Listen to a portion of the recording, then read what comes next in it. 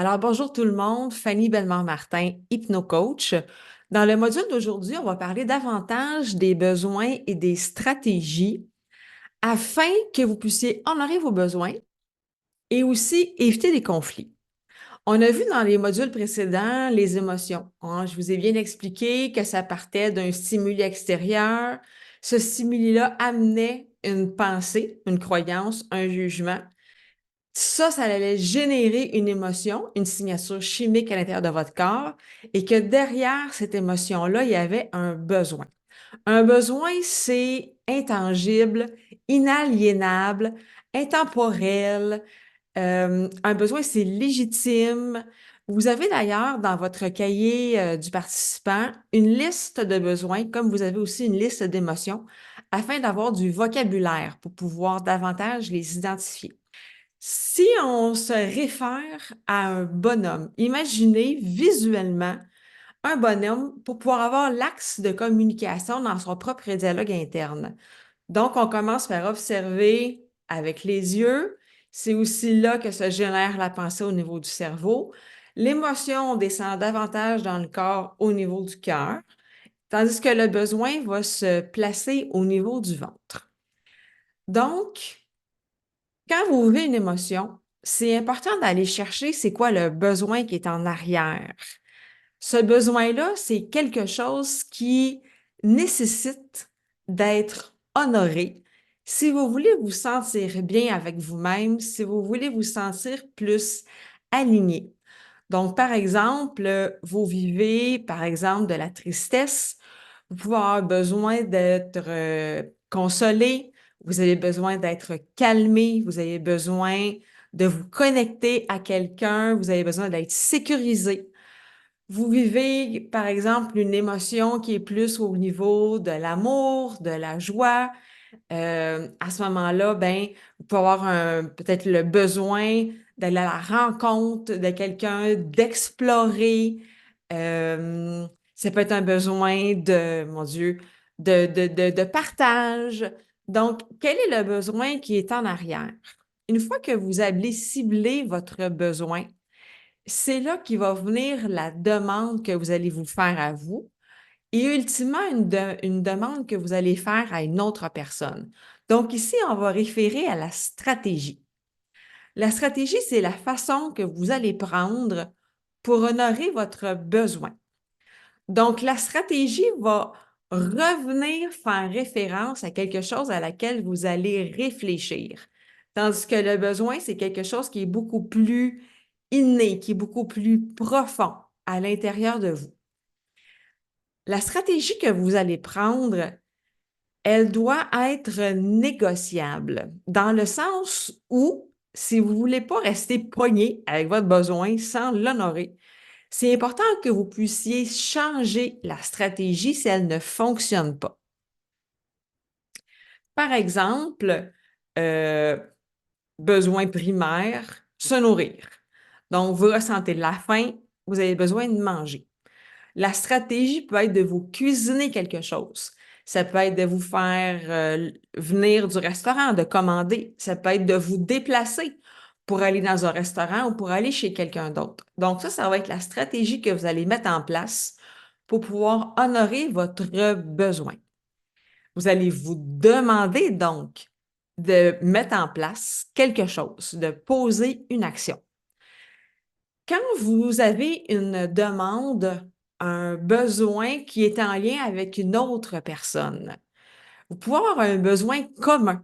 Donc, tous les deux, vous avez besoin de manger ou tous les deux, vous avez besoin de partager, de connecter, de découvrir.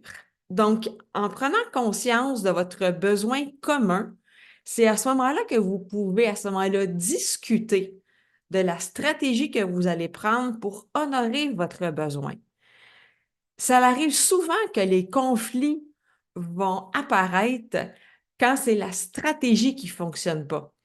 Et il arrive souvent que les gens vont poser la stratégie dès le départ avant même d'aller chercher le besoin qui est en arrière. Et c'est là qu'il va se créer un conflit. Vous pouvez, par exemple, avoir besoin de connecter avec quelqu'un et au lieu de le nommer, Vous allez tout de suite, par exemple, appeler la personne avec qui vous voulez connecter et lui dire Hey, je vais te chercher, puis ça va prendre un café ensemble. Alors que la personne, elle, n'est pas disposée à ça, c'est pas le bon temps, elle n'est pas dans un bon état émotif, elle est occupée à autre chose. Et là, elle va vous dire non, puis vous allez vous sentir offusqué, blessé, frustré parce que votre besoin de connexion n'est pas honoré alors que vous avez d'emblée nommé une stratégie.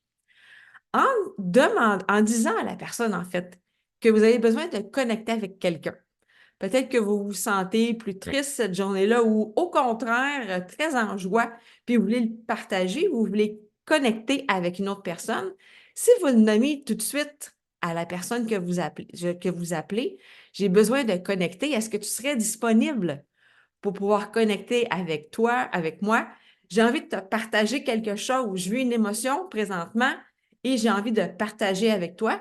Bien là, la personne, ça se peut qu'elle vous dise oui, j'ai envie, par contre, c'est pas le bon moment. Ou encore, je suis pas vraiment dans un bon état, on peut te surprendre une autre fois. Je suis occupée présentement, est-ce que ça peut être plus tard? Vous allez donc vous entendre sur la stratégie idéale pour pouvoir répondre à un besoin commun.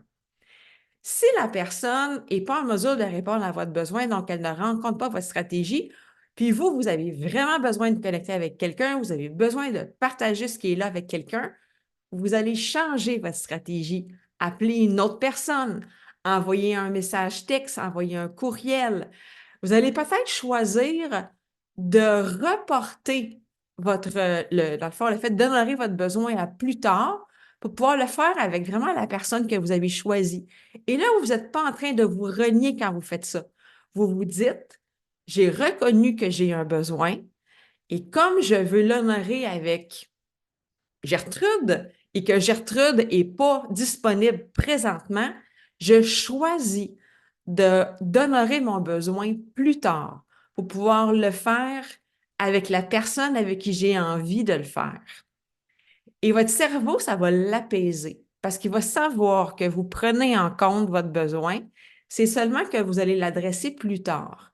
Et peut-être à ce moment-là que, quand même, pour ne pas rester sur votre appétit, votre besoin de connexion, vous allez le faire différemment en allant peut-être dans un lieu public. Le fait d'être là avec d'autres humains, peut-être au centre d'achat ou encore dans un cinéma, dans un endroit que vous aimez, ça va quand même vous permettre de connecter d'une manière différente. Ça peut être aussi de connecter avec la nature, peut-être. Donc, d'aller prendre une marche en forêt, d'aller proche d'un plan d'eau, dépendamment ce qui vous nourrit, ce qui vous intéresse.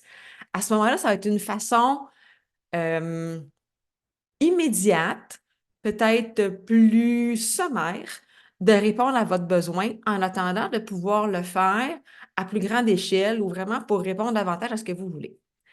Donc, ici, vous faites davantage la différence entre le besoin et la stratégie.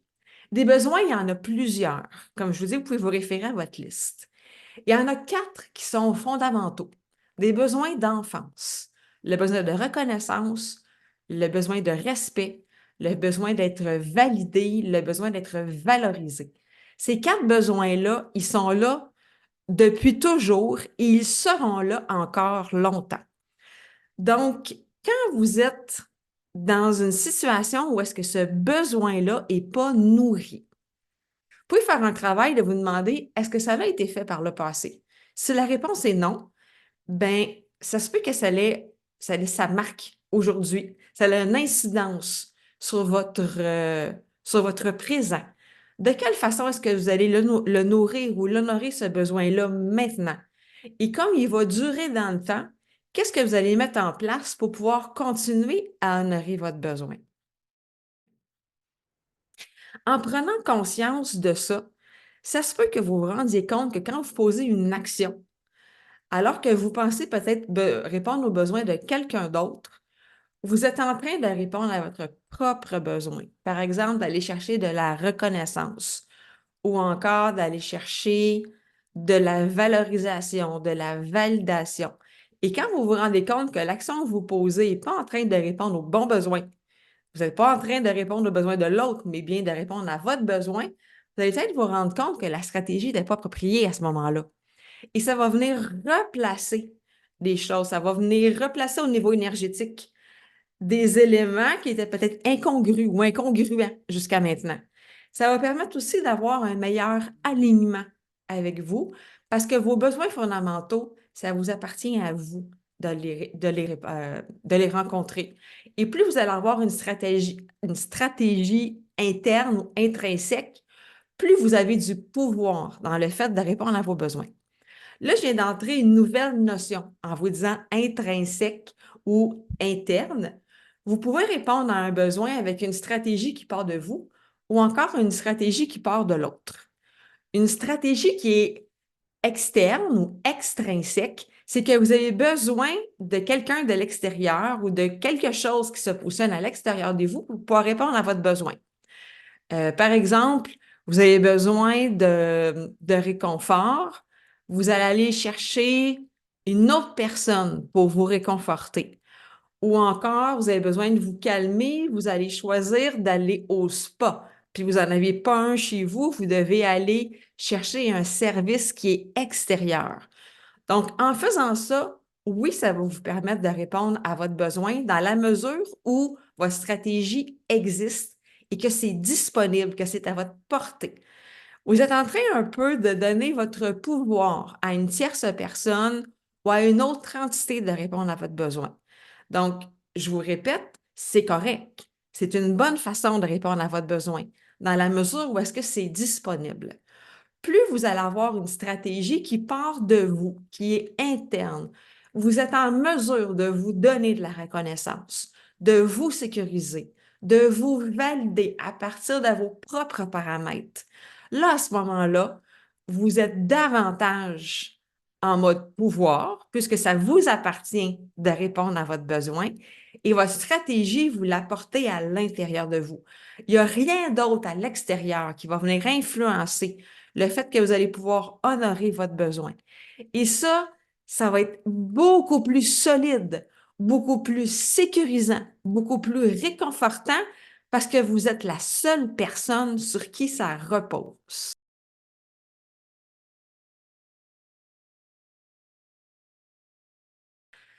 Donc, vous avez déjà là des éléments internes-externes. Faites la différence entre le besoin et la stratégie. Et vous ai amené une notion aussi de négociation dans la stratégie pour éviter des conflits. Si vous vous rendez compte éventuellement qu'un élément devient conflictuel avec une autre personne, puis que vous ne savez pas comment vous sortir de cette situation-là, allez chercher le besoin de l'autre. Faites-le parler sur c'est quoi son besoin à l'intérieur, en se rappelant que le besoin il est relié à une émotion, puis que ce besoin-là, il est inaliénable. Il n'y a personne qui peut dire que c'est correct ou c'est pas correct. On a tous des besoins. Maintenant, le besoin de cette personne-là, est-ce que c'est le même pour vous? Ça se peut que ce soit un besoin différent que vous avez dans la même situation. Donc là, comment vous allez trouver une stratégie commune pour pouvoir répondre à vos besoins, à vous qui ne sont pas nécessairement les mêmes? Et à ce moment-là, ben, c'est là que vous allez commencer à négocier pour que vous puissiez vous entendre dans la meilleure façon de répondre à vos besoins. Ça peut arriver qu'il y a un cul-de-sac, que c'est pas possible de s'entendre, ou encore que la façon dont vous voudriez répondre à votre besoin qui nécessite d'avoir l'implication d'une autre personne, cette personne-là ne soit plus jamais disponible, soit parce qu'elle est décédée, soit parce qu'elle ne veut pas, parce qu'elle a décidé, elle, qu'elle quittait votre vie ou que vous avez décidé de quitter la sienne. À ce moment-là, il y a un deuil à faire. Et ce deuil-là va se faire par étapes et on pourra le voir un peu plus loin dans le programme. Vous allez avoir à répondre à la question, est-ce que j'ai des deuils à faire? Et à ce moment-là, bien, de façon individuelle, je vais vous accompagner à faire le deuil d'un projet, de quelqu'un, d'un rêve peut-être, qui n'est plus là pour répondre à vos besoins. Alors, j'espère que ça vous avait, voyons, j'espère que ça vous a aidé et que vous faites plus la différence maintenant entre besoin et stratégie. À bientôt pour un prochain module.